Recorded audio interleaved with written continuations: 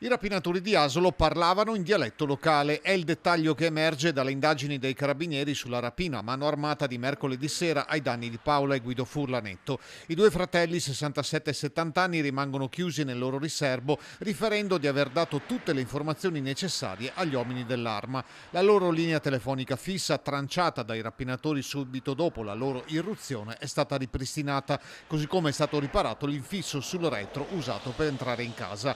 Gioielli e ori di famiglia di valore non quantificato con 900 euro in contanti sono il bottino del terzetto di ladri, arrivati attraverso i campi di mais confinanti, scelti anche come via di fuga. Il fatto ha colpito tutta la comunità asolana, dove la famiglia è molto nota. È stata un'azione di delinquenza molto sostenuta, molto forte, che non avevamo visto nelle nostre zone da molti anni.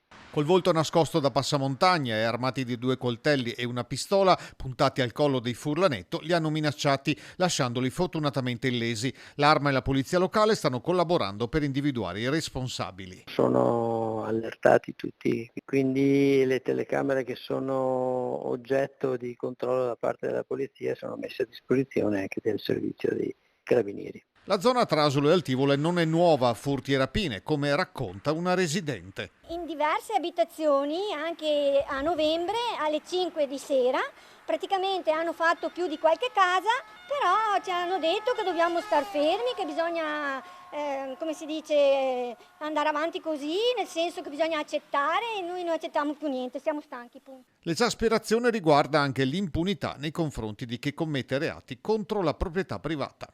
Io sono stanca come tutti qui vicino e anche in altri paesi, non si può andare avanti così, cioè noi siamo vittime a casa nostra, dicono che le persone vengono qui per lavorare, mi sa che vengono qui per rubare e continuano a dire integrazione, integrazione, integrazione qui non c'è.